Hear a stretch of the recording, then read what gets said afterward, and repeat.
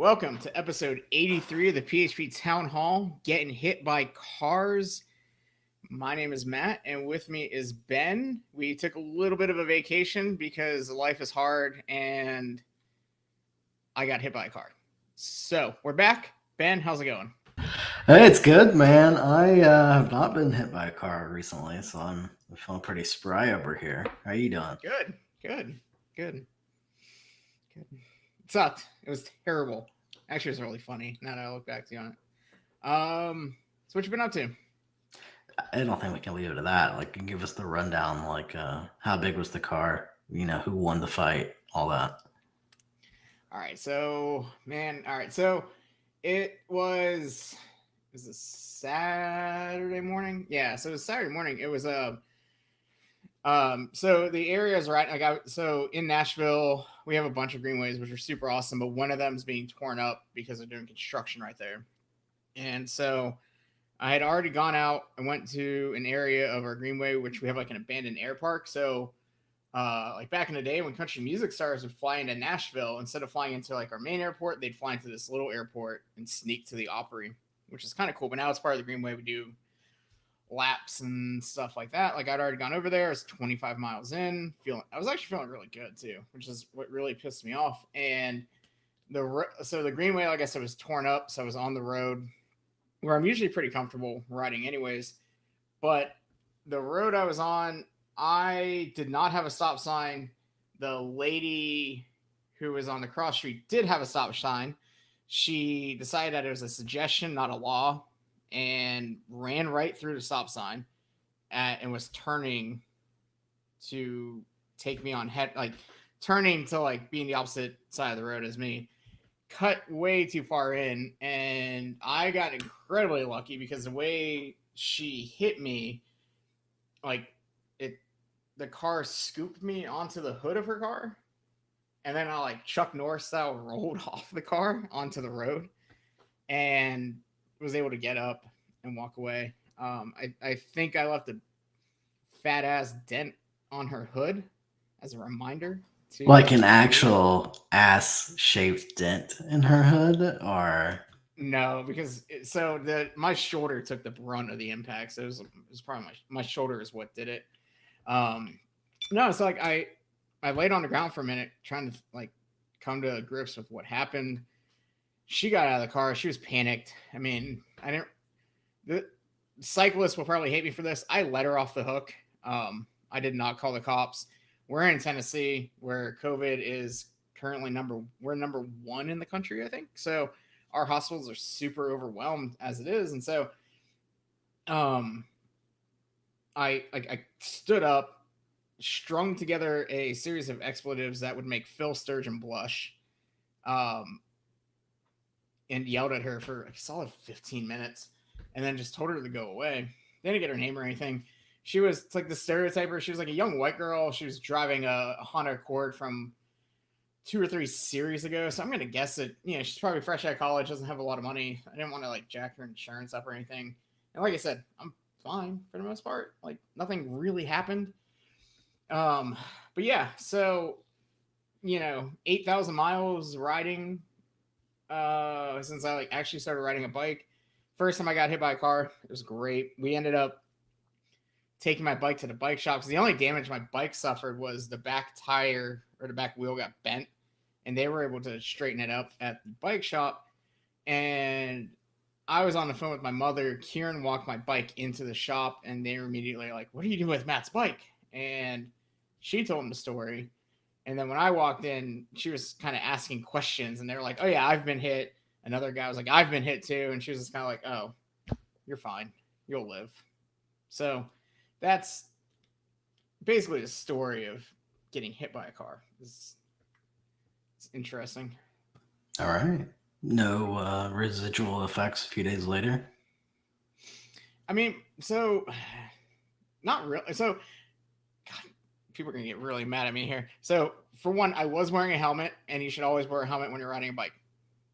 However, the next day I went out and did a bike tour, and usually on bike tours I don't wear a helmet, and so like got hit by a car, came home. Fortunately, Kieran had like just gotten her wisdom teeth out, so she still had a really good painkiller. So I took a few of them, and then the next day went out and did a bike tour. And I was already joking about it, like So the no whole helmet, and you were high. That's what you're saying. yes, so fucking high, just out of my mind. And I lined everyone up and I gave them like a quick little safety speech. I was like, okay, so if you haven't ridden a bike in a while, left hand stops you, right hand.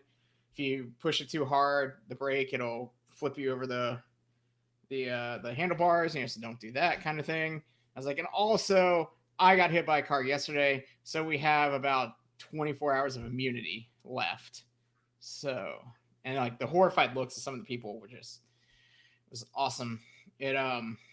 But no, I mean, like I was right back out there riding a bike the next day. My shoulder still kind of hurts, and that's about it. And I kind of expected it to.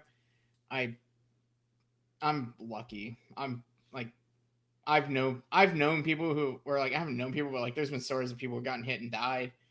I very well could have died. So huge like someone was keeping an eye on me. Well, they were keeping an eye on me after I got hit. They were blinking or drinking or something before, because if they were watching over me, they weren't doing a good job of stopping that car from running the stop sign. Yeah, fair. Yeah. Cool, man. Glad you're doing good. Yeah, it's great. Awesome. How you doing? Yeah, things are good. Let's Let's see. How long has it been since we talked? Let's see. Last time we talked was the end of July when we had Ben Ramsey on. Okay. Let's see. So I got a promotion. I think that was since then. Nice. And I went to Serbia. So yeah. How was so Serbia? That was for what's it? PHP Serbia? Is that what the conference is called? Yeah. Yeah. So it was it's pretty cool. It was so you have to take a COVID test before your flight. I did like a little research. Surprisingly hard to find detailed information about this, which maybe I should write more detailed information about my experience to help others. But so you have to get a COVID test. It has to be within 48 hours to get to Serbia. But Serbia's requirement is a PCR test, not a regular rapid test.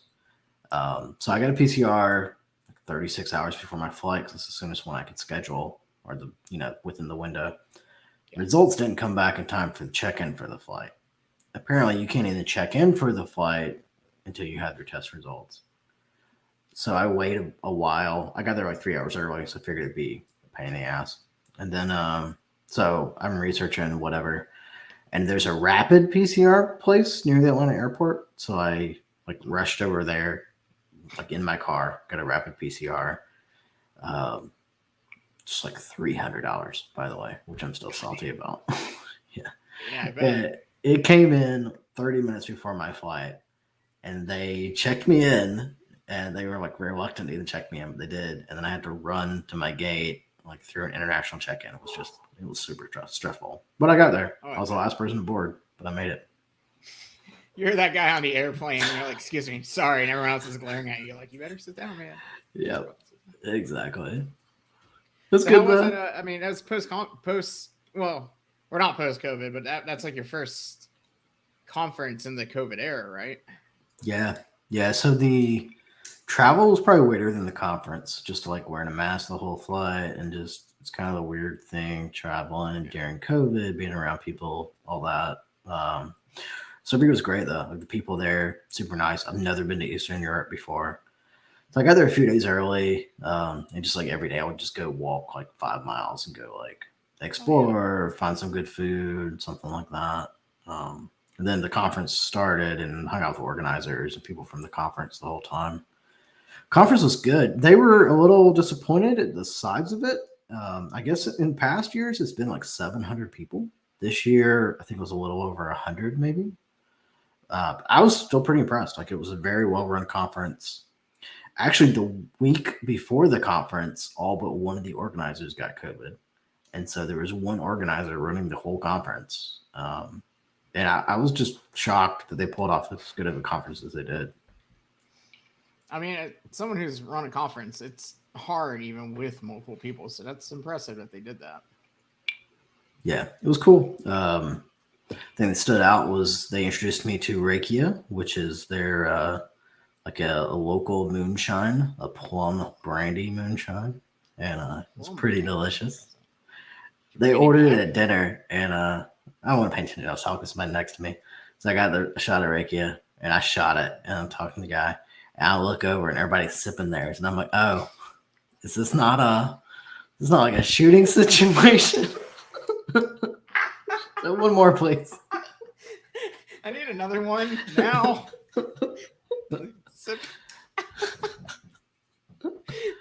God, it's awesome. Yeah, it's good stuff. And you're going to be at Longhorn, right? That's the next. That's actually going to be the first American conference in person. I think so. Yeah.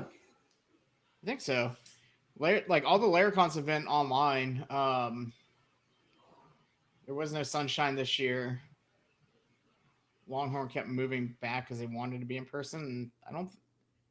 None of the WordCamps have been in person, so I think that's the first PHP base conference that's going to be in person. Yeah, I will be there. Pretty excited about it. You're there too, right? Yep. I'm giving just a singular talk, and then I think running around with my camera for the most part. Doing that kind of thing. I'm doing a workshop, and then I think I'm free for the rest of the conference, which would be pretty nice. And I'm going to stay through the weekend and go golf somewhere in Austin. So if anyone's listening and wants to go golf at Longhorn, hit me up. I know I get in today. I get in Wednesday. I opted for the extra day because I want to rent a bike and see if I can get hit by a car again.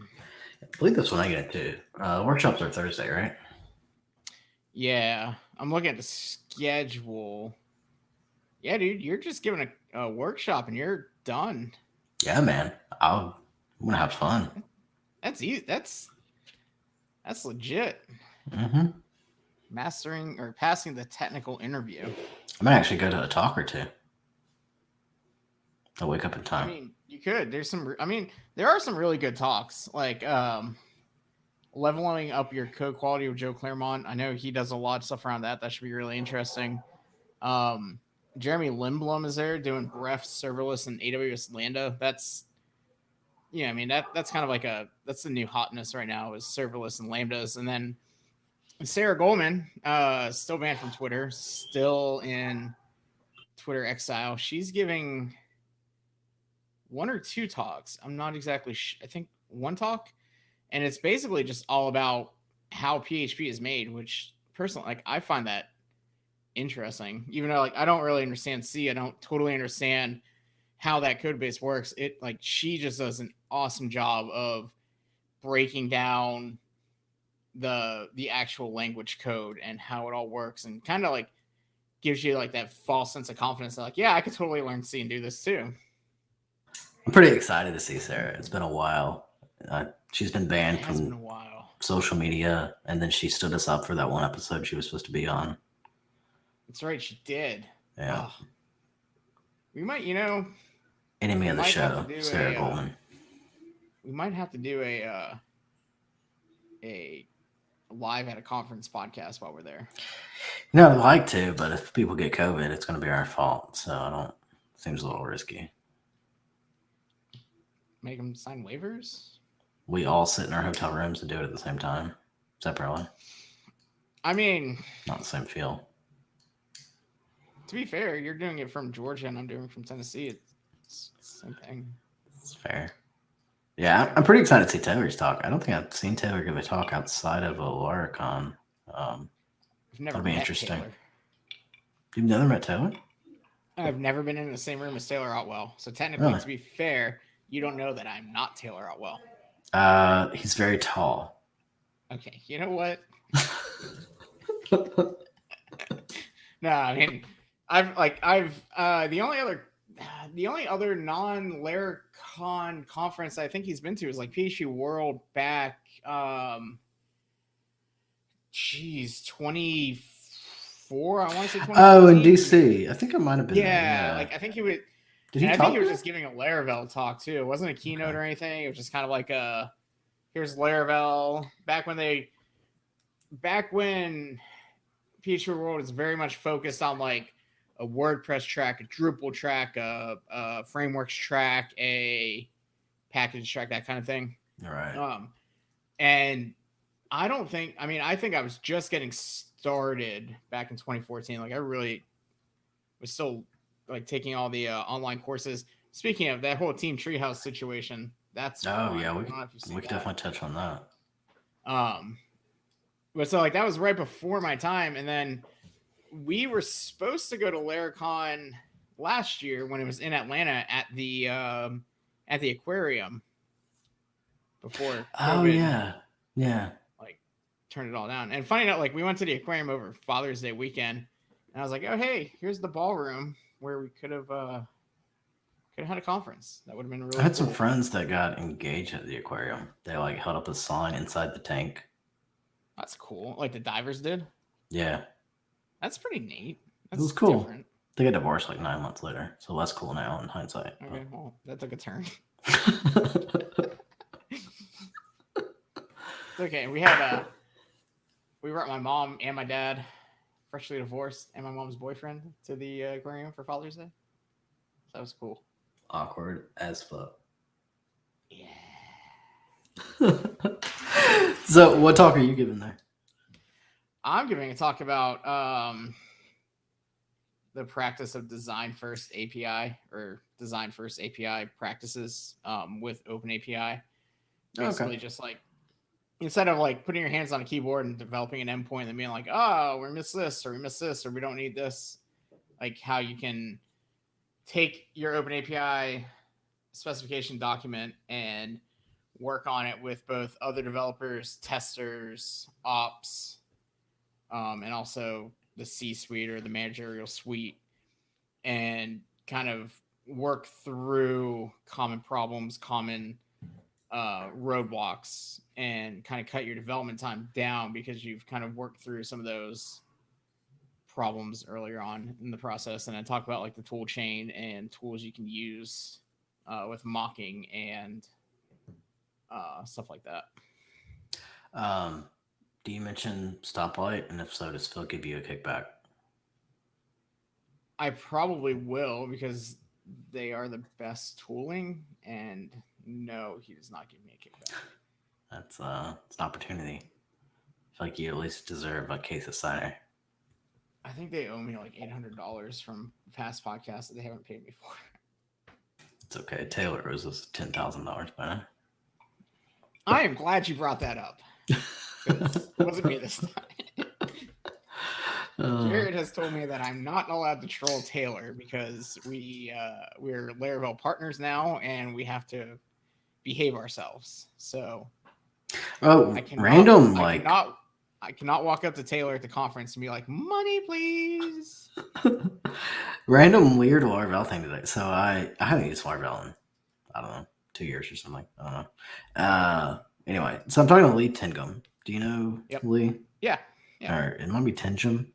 It's Canadian. Pronounce it Canadian in your head when you think about it. Tingum. So we were talking about LS Lab and Expression Engine and all this, right? So I'm just like looking through, like, oh, what happened to these things? What happened to these people? Apparently, Expression Engine is now owned by a company that specializes in Laravel consulting. I was like, oh, that's weird. Really? Yeah, Laravel's leading the world. I mean, it kind of almost is in a way, though.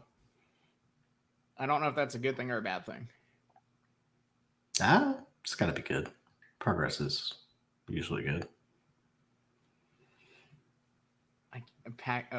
Packet Tide owns and develops Expression Engine. Interesting. Now they owe us I've money. never used it before. I've heard about it. I mean, it looks nice. It looks decent. It was very complex back in the day, and it looks like it hasn't had many commits since. So probably horrible now would be my guess. I mean, it's a CMS. Can't be any worse than WordPress. Still runs on CodeIgniter.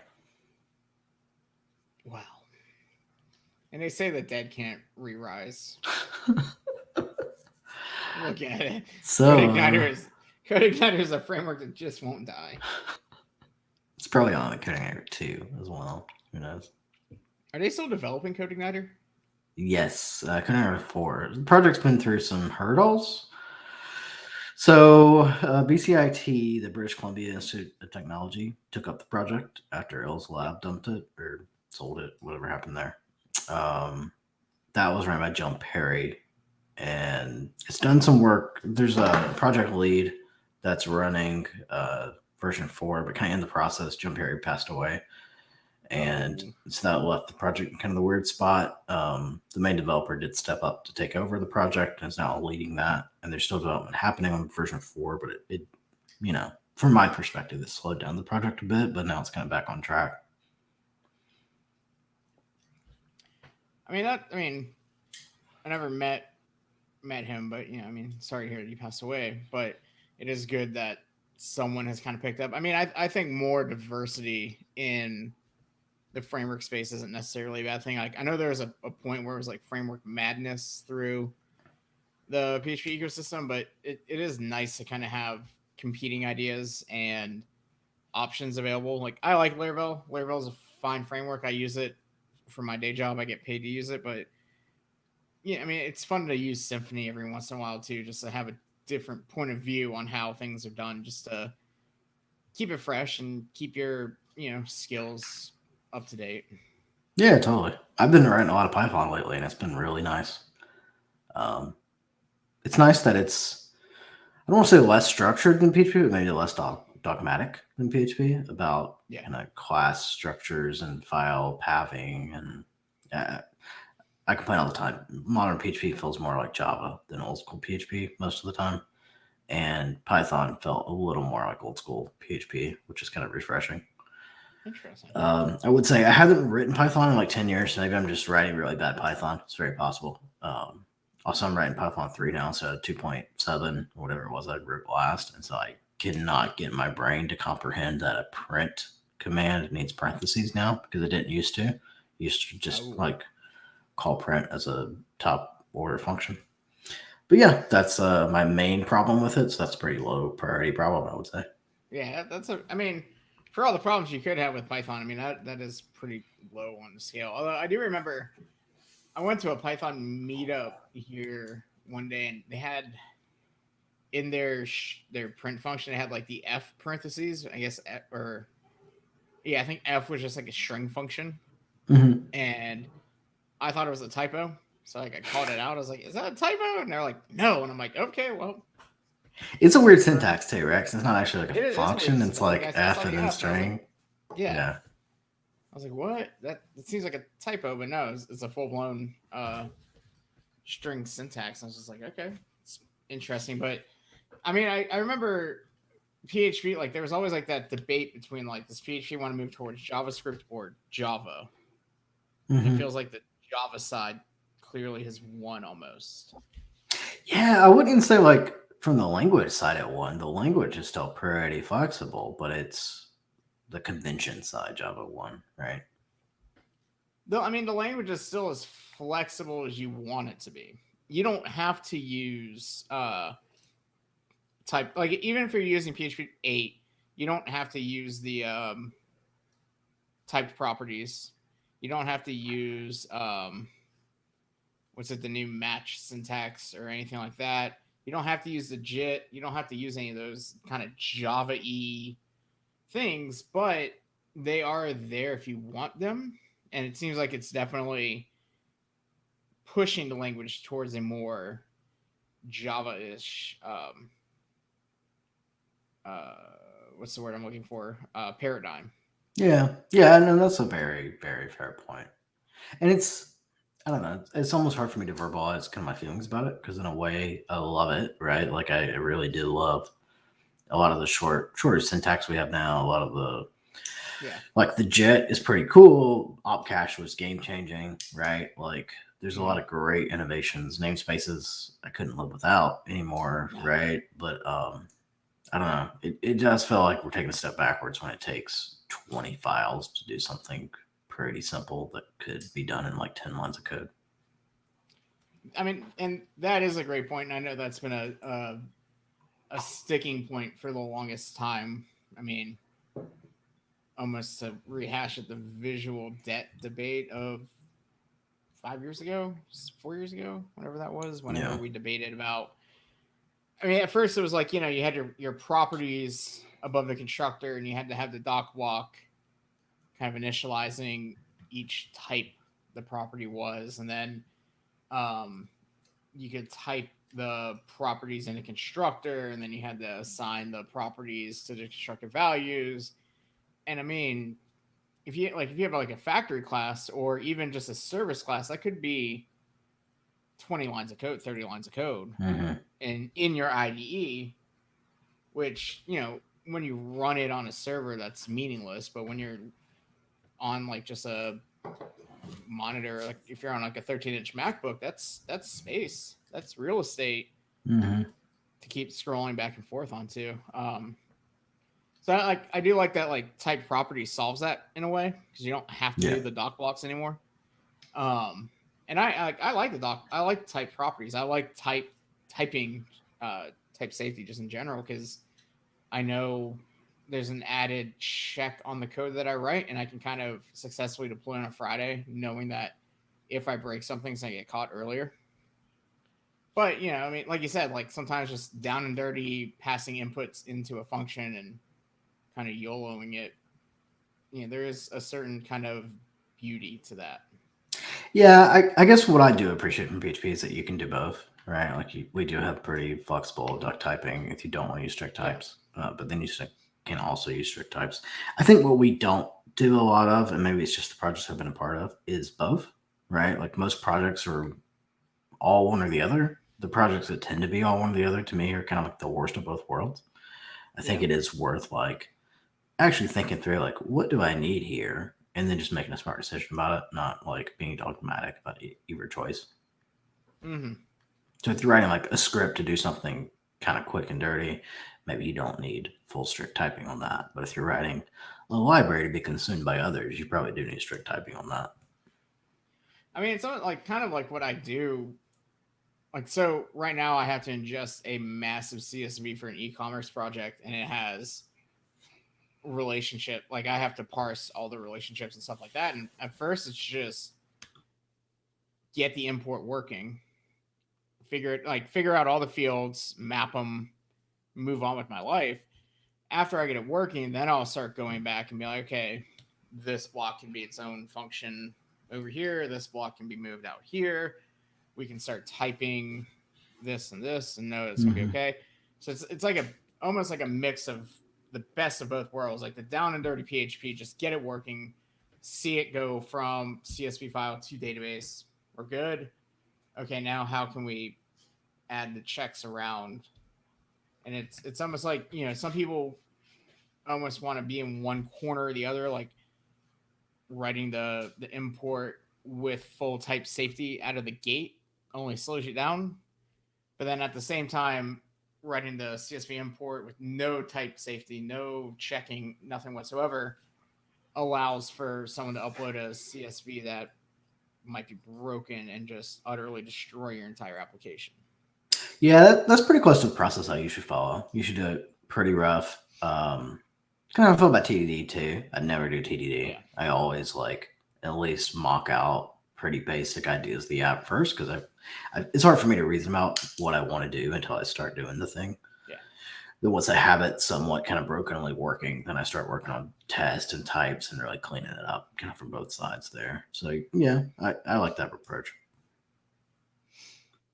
I mean, TDD was like I remember when I learned testing, it was kind of like we never did full TDD. It was always kind of TDD and application programming in the same time. Like we would test up to a certain point till we got to the point where like, well, we're not totally sure what this app needs to do at this very moment.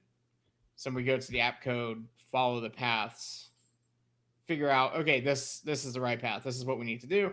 Then we would go back, write the tests. And then we would try and write some more tests to kind of keep pushing us forward until we hit the next roadblock. And we're like, okay, well, Not totally sure where it's supposed to go at this moment, so let's step back and look at the app code again. So it's almost like TDD hybrid in a way, I guess, is what you could best call it. Yeah. So, how's your Treehouse subscription going? Man, I don't remember the last time I paid for it. It's sad to watch that happen because And so, I guess first off, is Treehouse one of the sites you used when you were learning yeah, things in the Treehouse was past? the site I used. Really? Treehouse is why I started doing PHP. So back in the day, this is before they really developed their program. A friend of mine who did ops type work for a company, he knew I was trying to learn how to code, and he was just like, "Hey, like I heard about Team Treehouse. It seems like a cool thing. Check it out." And I was like, "Okay, cool."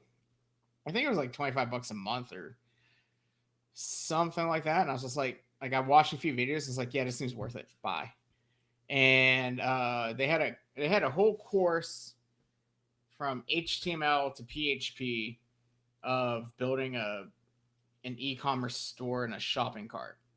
And it was like you started with the HTML, added the CSS, added a JavaScript, and then they're like the very like after that the first video is like, okay, we're gonna install MAMP, and I was like, okay, I don't know what MAMP is. Let's do it. And then it was like we're gonna start with PHP, and I was like, I don't even know what PHP is. Let's just keep on going. And built a cart in PHP, and it's kind of cool. It's kind of fun. Like that's where I kind of learned like the first bits of PHP. And I kept going. Like I remember I watched like Chris Harchez's testing videos. Phil had a course on there for a while about PSRs. I remember when he like went to Florida or wherever to record that, and it was pretty just wild. But Phil's in a Yeah. studio, maybe sober, doing Oh no. professional recording. Funny thing about Phil, half of my bike is Phil's old bike parts. So I'm pretty sure I got hit by a car because Phil's bike parts are magnets for cars. That completely checks out. Yeah. I'm just surprised it took this long. It's fucked up. I shouldn't joke about that. But no, so I mean, like, it was like with Treehouse, like it was such a cool resource back in the day. Like they seemed like such a cool place. And I remember the first PHP Cascadia, I gave a talk, and Elena picked me up from the airport. And this is when she was still a Treehouse employee. And they I were completely forgot that's where she worked. Yeah. yeah, she worked there for a while. And actually, she's quiet. I don't even know what she's up to these days. I'm curious her thoughts. We should get her on this podcast. Go back to our spicy roots. Yeah.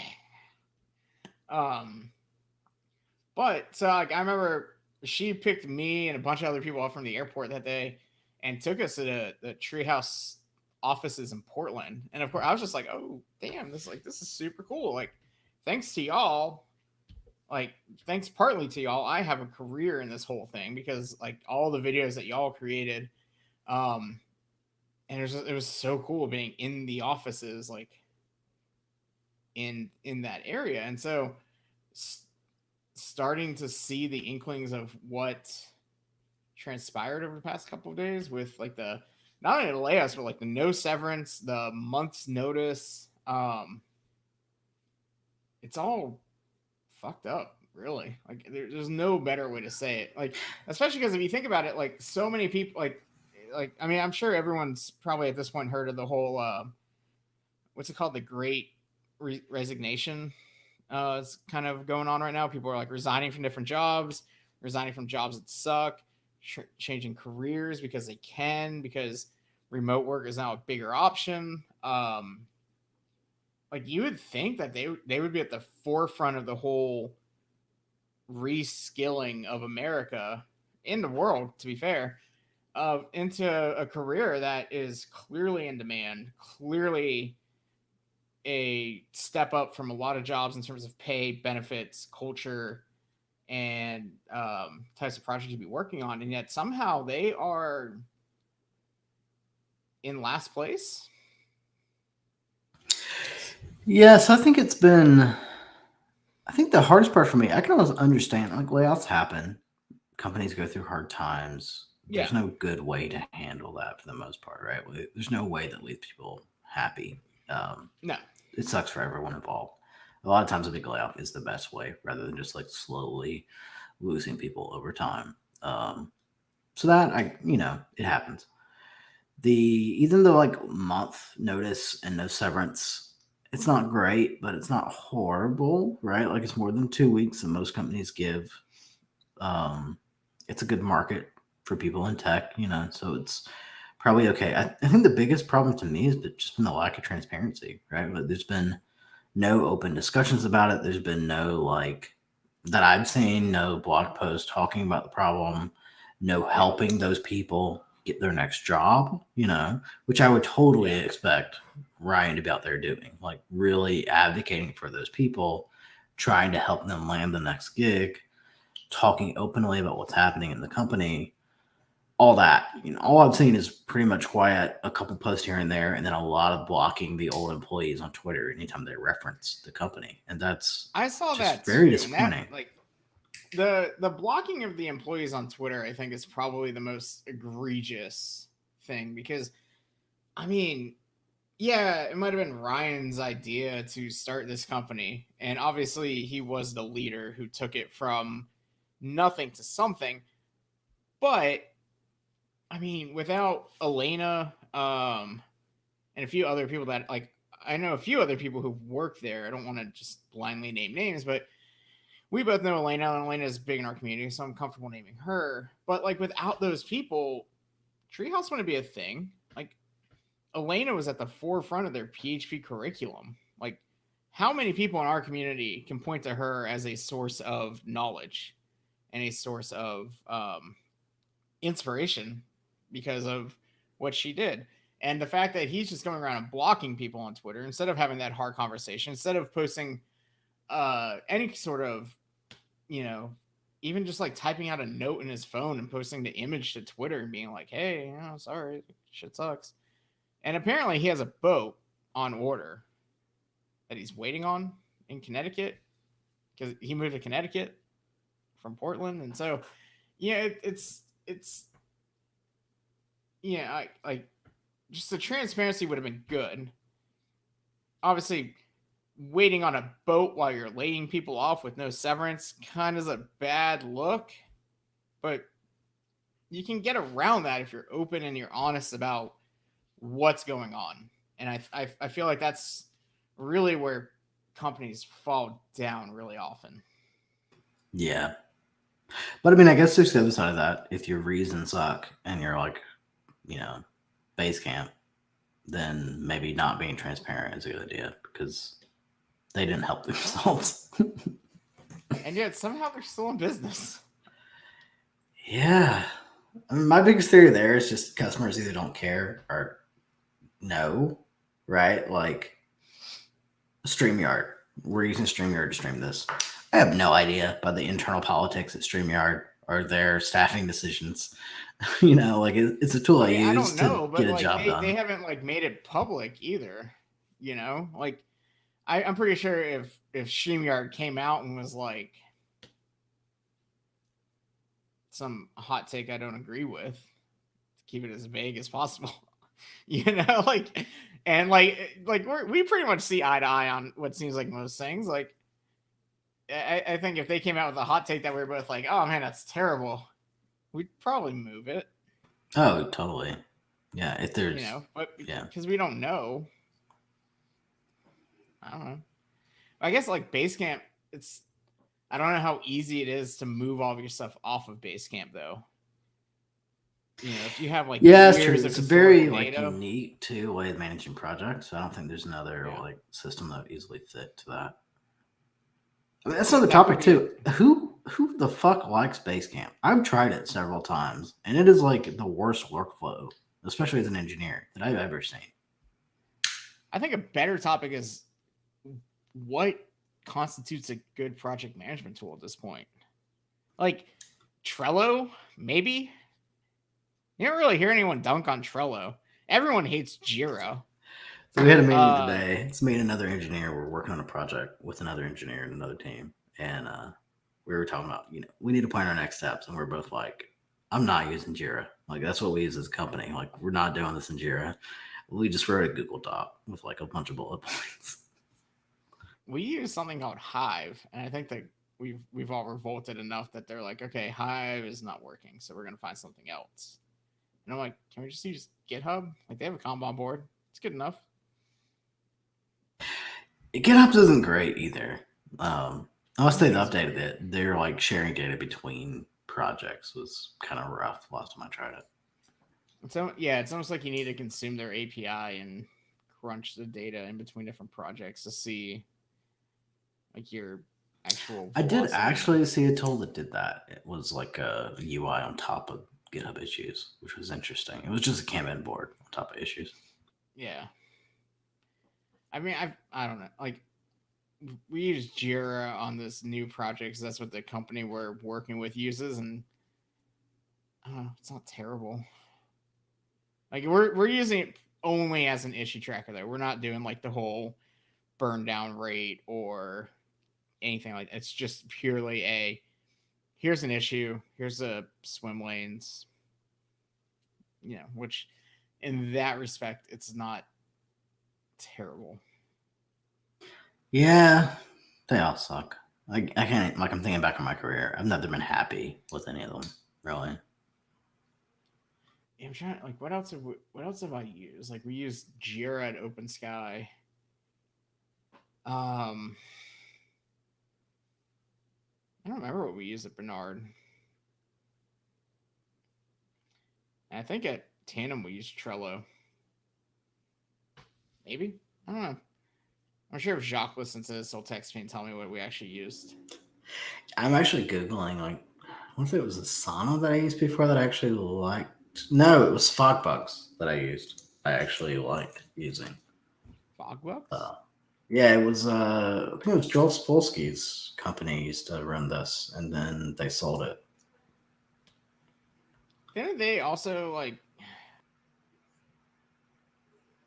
I think Matt's internet connection just dropped, or either he mistaked the leave studio button for the mute button. Oh, he's back. Did you get the button wrong, Matt?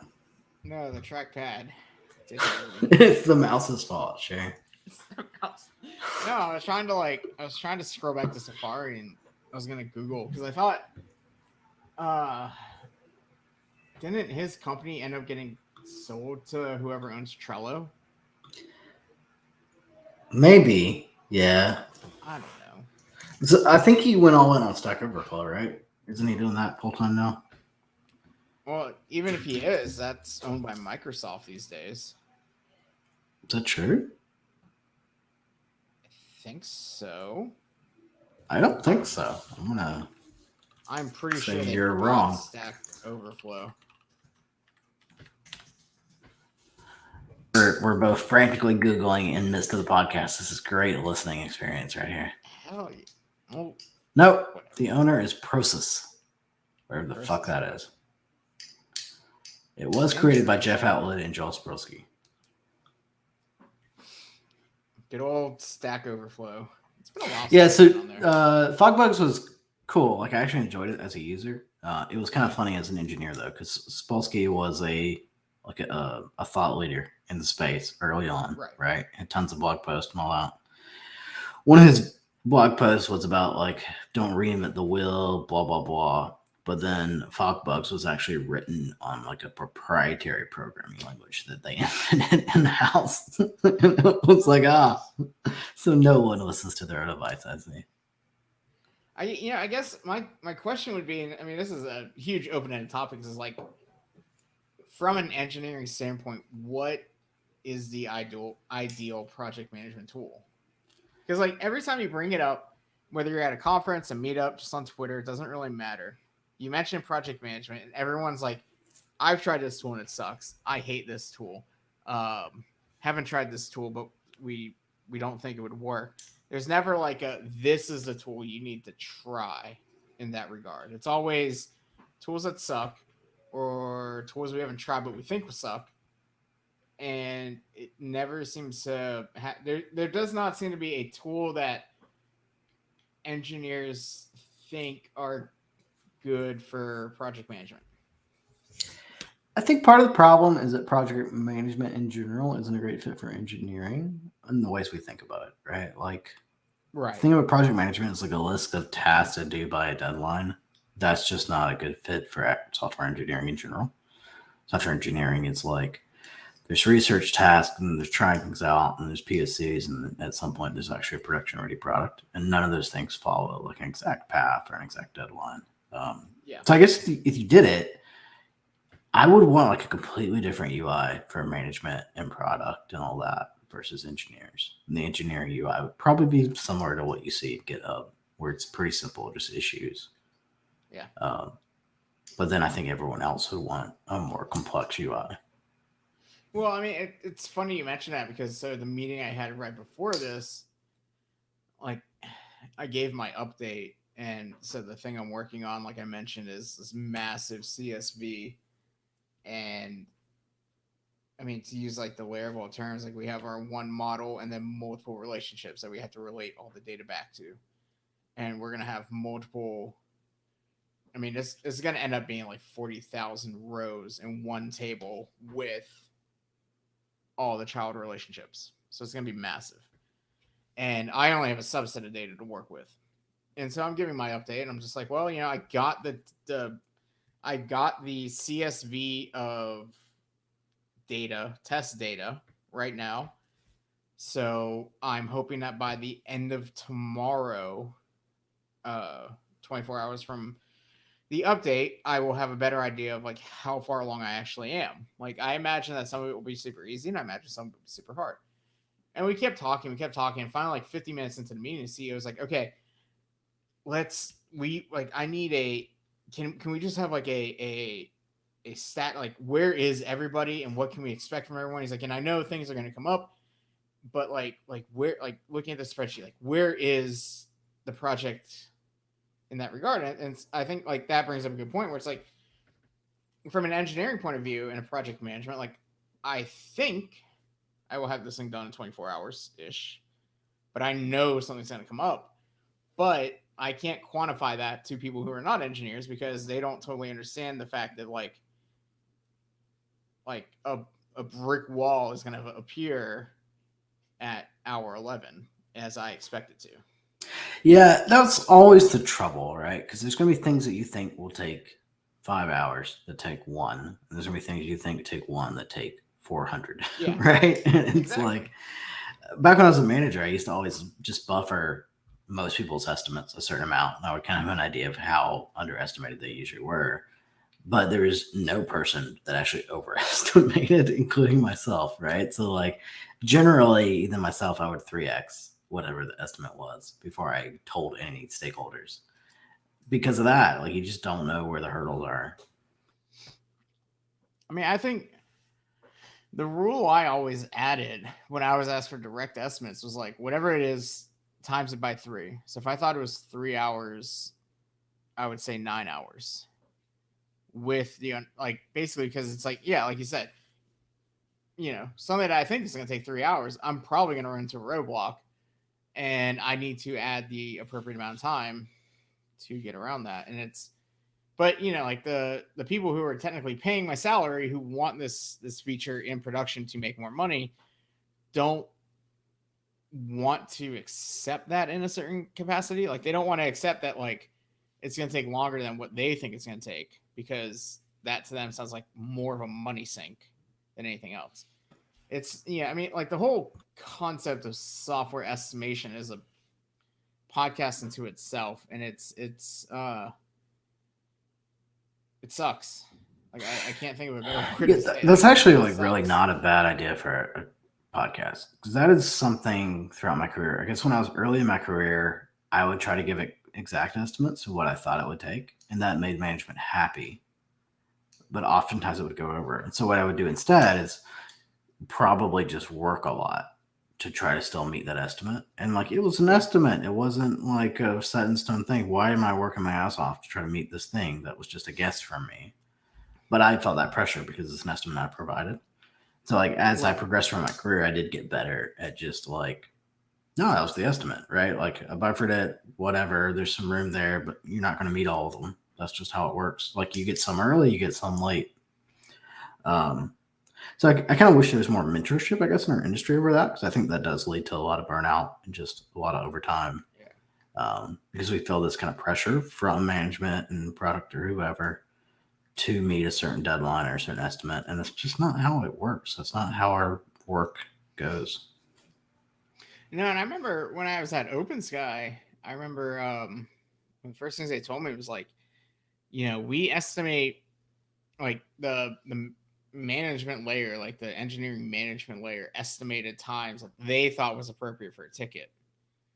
Um, but then they told me like, if you blow past that, that's not on you, that's on us because we misestimated it, or you might have found a roadblock or some sort of side issue that affects it that we did not think of, and we need to do better to account for that.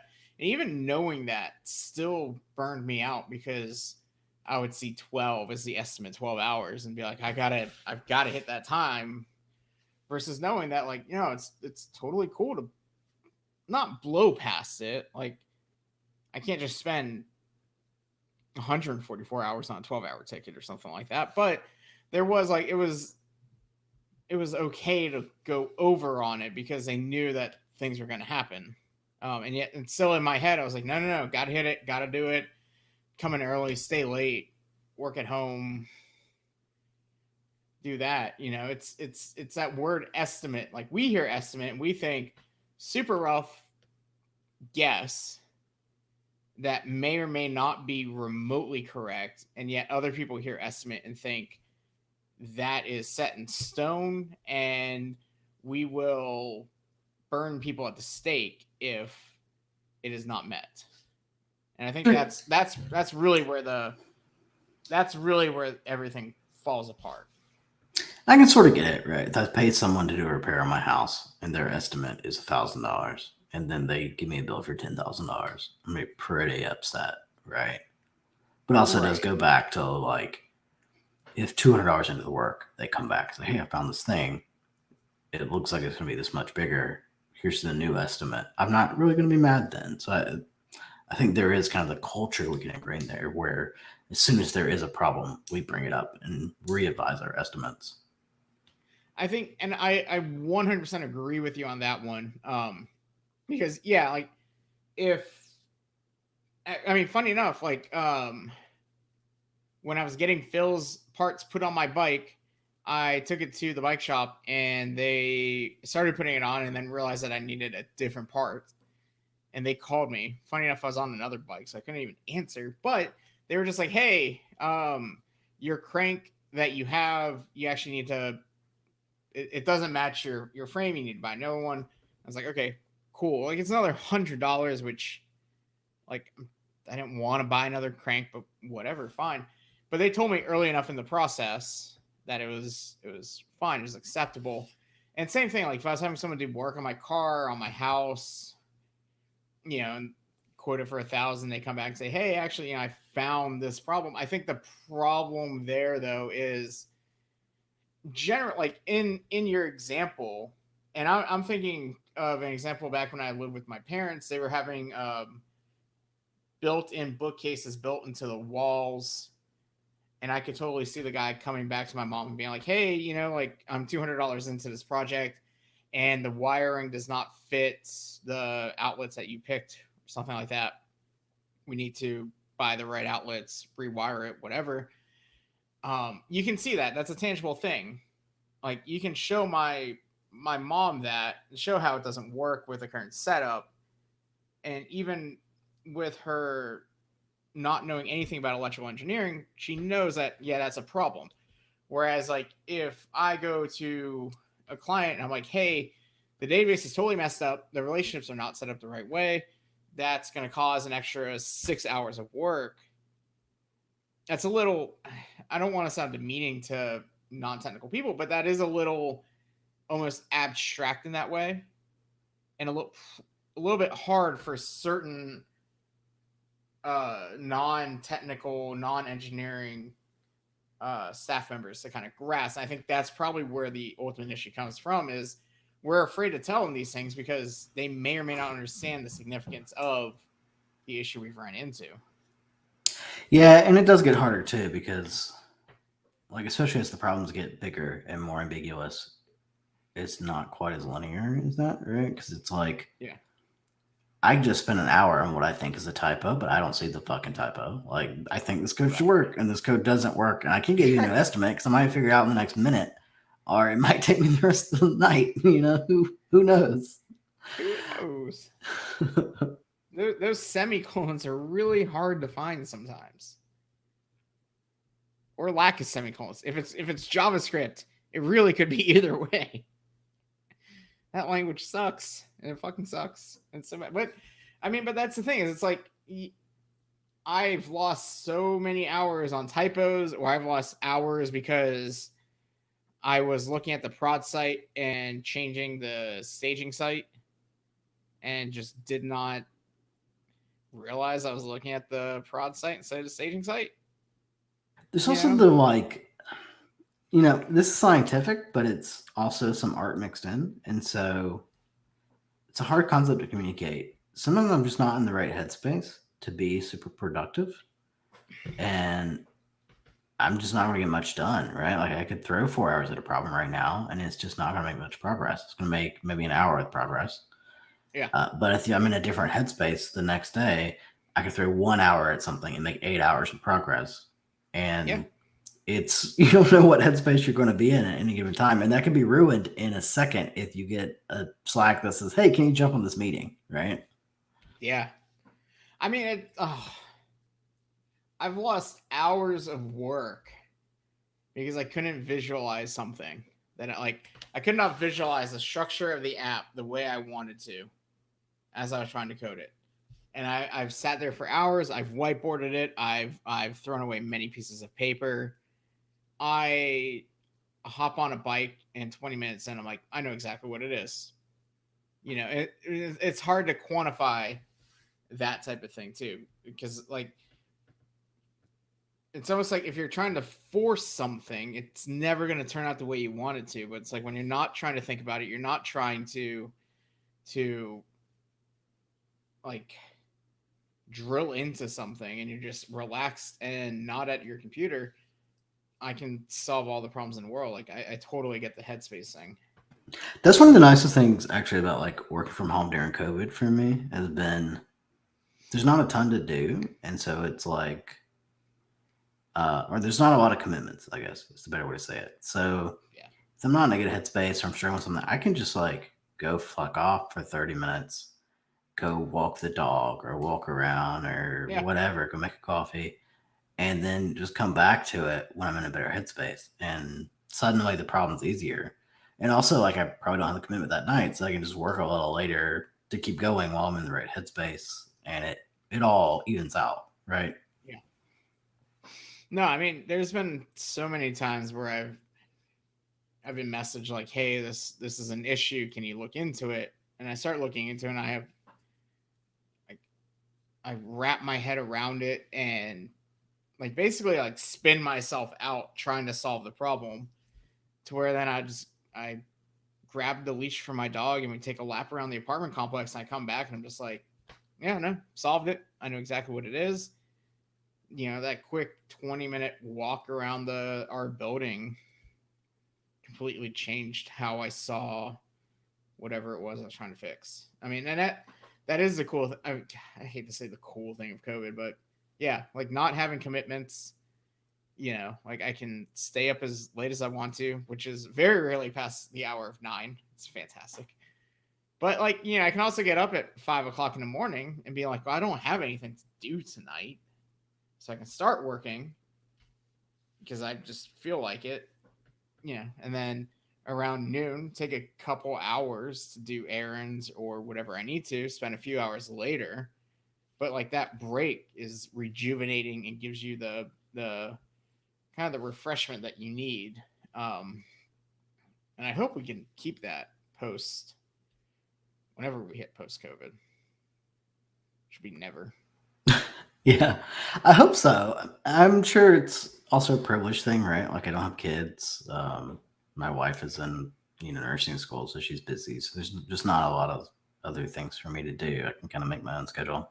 Yeah. I'm sure if we had kids or something, it'd be the same struggle. But it's I don't know. It's nice to be able to take advantage of something during COVID and take advantage of that flexibility. No, Uh, it's, I I'm tend to kind of, think of it as like work life integration more than work life balance because I think that's a good way to put it, I think. yeah, like if I want to take off an hour in the middle of the day, that's fine. But if I want to work till 8 or jump on right now, we started the podcast at what 8 something at night for me.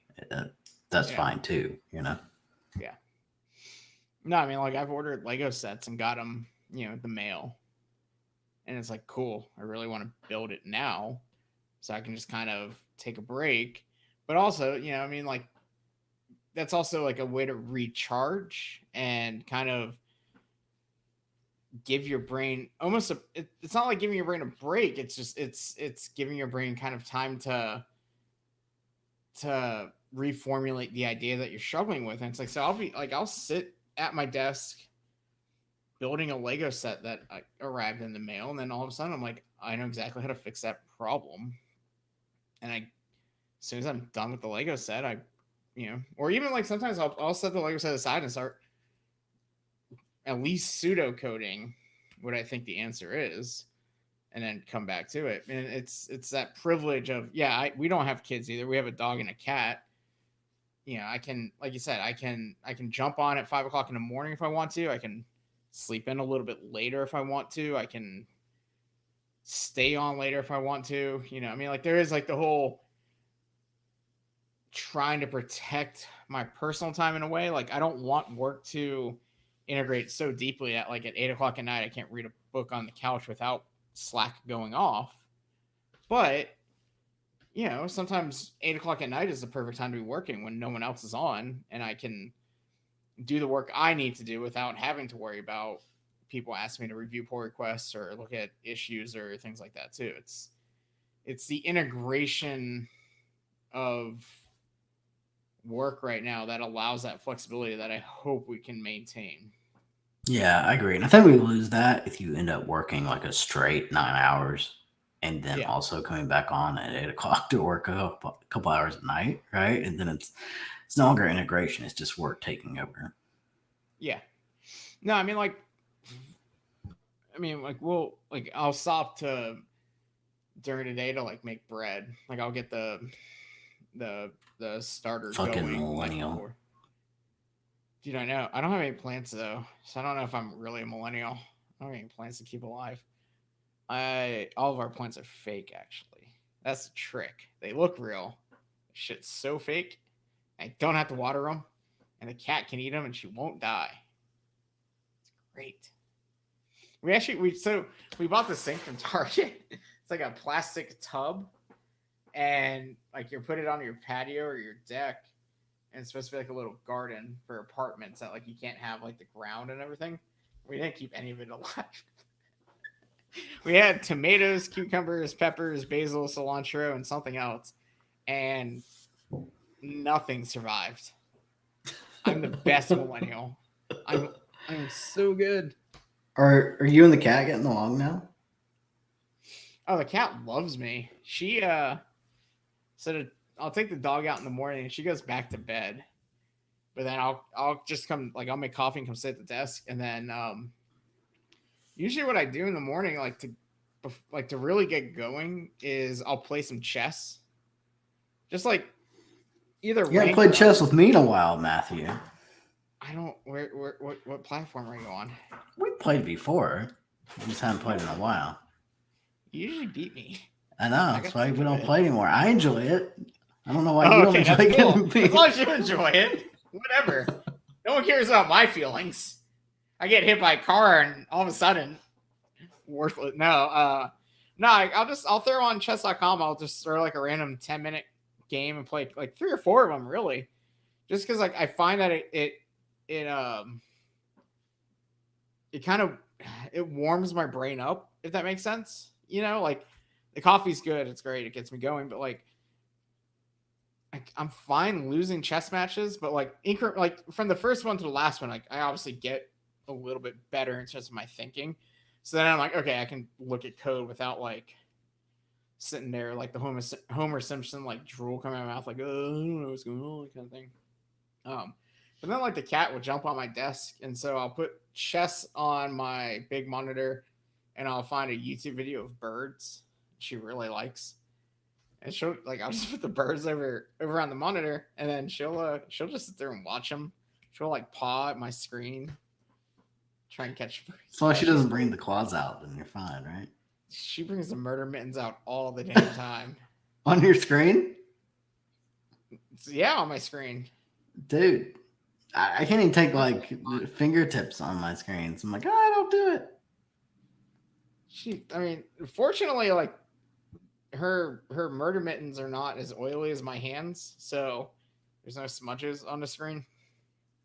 But no, like she'll flop like between like the space in between like me and my keyboard, and I'm like, okay, well that's cool, but also like you need to move so I can type. So like she has like a little tree thing, and so my desk is right by the two windows in the office, so I get all the sun in the morning, which is great. But like I'll raise the blinds just enough for the sun to hit her, so she'll sit like right by me. I think she likes me. She hasn't killed me yet. I find it interesting that you coach this and her thoughts of you instead of your thoughts of her. You've definitely acclimated to being a cat servant. I've posted a few pictures on Instagram where I'm like hashtag cat dad. If for nothing else, I want the audience, because I turned my Instagram account into a pro Instagram account, whatever that means. What does that mean? I get more stats about. Okay. Do I follow you on Instagram? I mostly use Instagram for golf videos. I use it for cycling photos at this point mostly. Did I tell you my Instagram horror story? No. Now you're going to. So, you know, my parents are very religious and conservative and all that, and I'm not always any of those things. And so I try to keep them in a nice little bubble. And so they're not allowed on most of my social media, right? Like I make sure they're segmented. I hadn't used Instagram forever. My buddy talked me into signing up. He was like, hey man, you're like in this golf chat. You've been in for a year and you just hadn't signed into Instagram. There's all these cool golf videos, whatever. I'm like, okay. And sign up. It was like Friday night. I was, bored. So I signed back in, set up my account. By the time I woke up in the morning, my parents, who knew they had a fucking Instagram, had like liked every single thing on my Instagram. And I was like, oh no, this is my heart. It just went through and blocked them and everything. So what's really funny is I follow my dad on Instagram. I don't follow my mom. And yet, the good thing about Instagram is it doesn't really, if you look at someone's profile, it doesn't tell you if they follow you or not. Oh, okay. They follow you back. Right. So I don't think she's realized it yet. Or I don't really know how much she uses Instagram. But I'm waiting for that day. I'm waiting for it. I mean, there's some people in the community that I follow on Instagram and they follow me back, but for the most part, I use it for, like, I got really big into photography over the past couple of years, and it's been a wonderful hobby away from the computer, outside of like when I import the photos and edit them. But like, it's kind of like golf. Like, it gets you outside. It's active. Like, you got to walk around for it. Like, especially like for cycling, like, you can stay in the same spot, but you're only going to get the same angle. You got to move around. And so, but yeah, like, I mean, that's all I use Instagram for. And then like every so often I'll post a picture of the cat with like the cat dad Instagram hashtag. Nice. That's about it. All right. So we've rambled now for about an hour and 10 minutes or so. We have our one viewer has given up on us. So I think we're good now. Our what? We had one live viewer for a while, and they eventually gave up and signed off. Is that Taylor Otwell trying to make sure we were pitching Hilaryville at the same time? No, it was your mom. Awesome. Awesome. Great. You talked about Instagram, and she was like, "This little shit," and signed off. She's like, my ears are burning. I hate to say it, like I'll be in Atlanta next weekend, but it's gonna be like one of those quick in and out type trips. Yeah, I like how you've come to visit me all these times. You come to Atlanta right here by me. It's nice. All right, to be fair, you're nowhere near Atlanta. I know it's an hour and a half, Matt. Hour and a half. That's a lot. That is a lot. Not a lot. I've driven all the way to Nashville.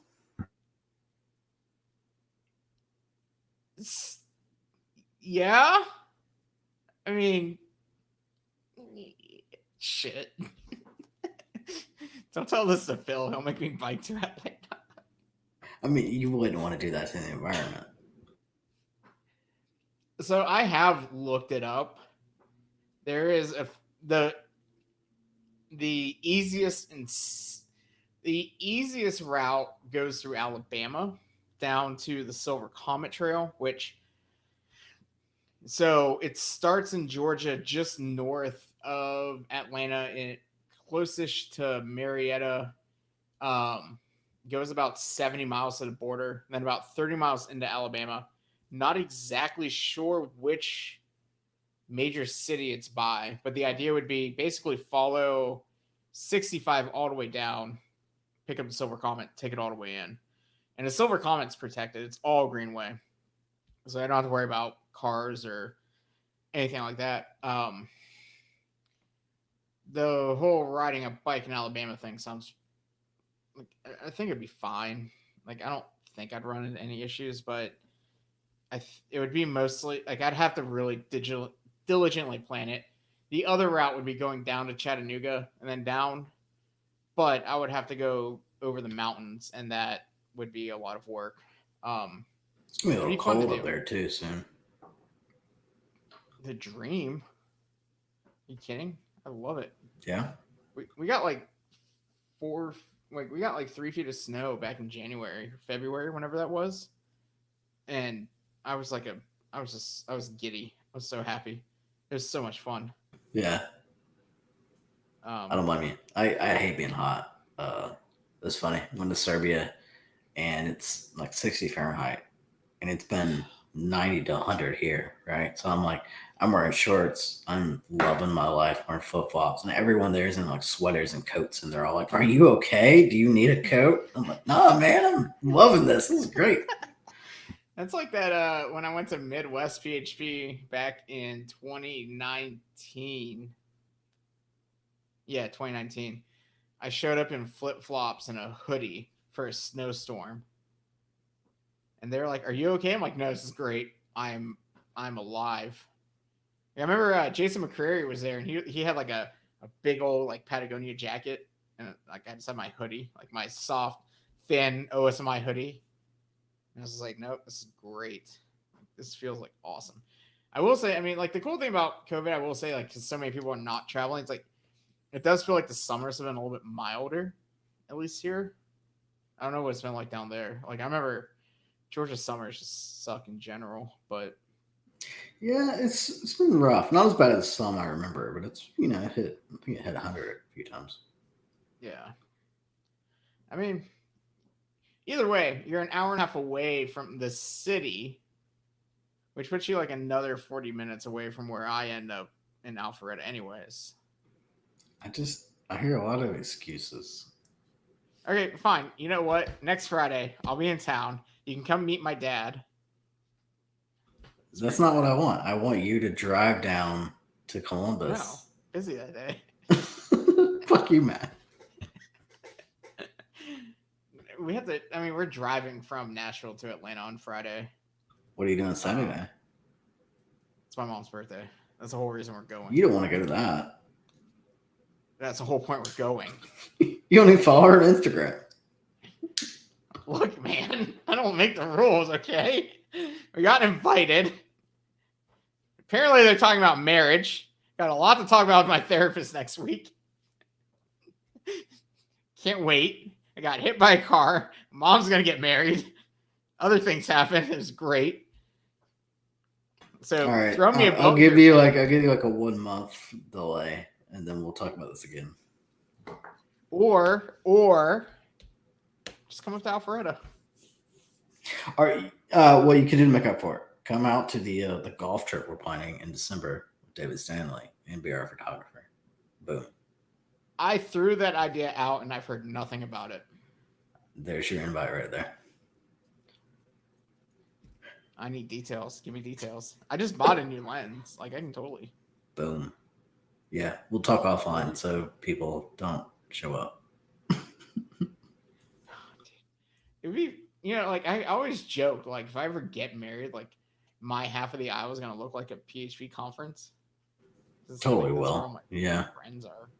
Yeah. Yeah. Like you, Ben, Ramsey, Phil. I don't know how we're gonna Phil over here. We might have to just do Phil on like the Sheldon bot from that shitty ass TV show Big Bang Theory. Just put him in on iPad. It's a good idea. That's actually a great idea. Yeah. We should just make the Phil bot. I don't know. But yeah, all right. So yeah, I think that wraps up catching up after our August vacation. We will figure out the next episode after that. Yeah, if anyone has ideas for guests, do let us know. We're happy to do more of these, but we need help in planning because we're bad at that. Yeah, and I mean, to be fair, like a lot of our guests have been Laravel related lately, and we don't get money from that. So if your company wants to sponsor us, feel free to let us know. Otherwise, definitely hit us up on Twitter, either at PHP Town Hall or either one of our two Twitters to let us know of a guest. We'd love to talk to more of the PHP community and just see what's going on. All right, man. It was great catching up. Yeah, man. I'll talk to you later. See you.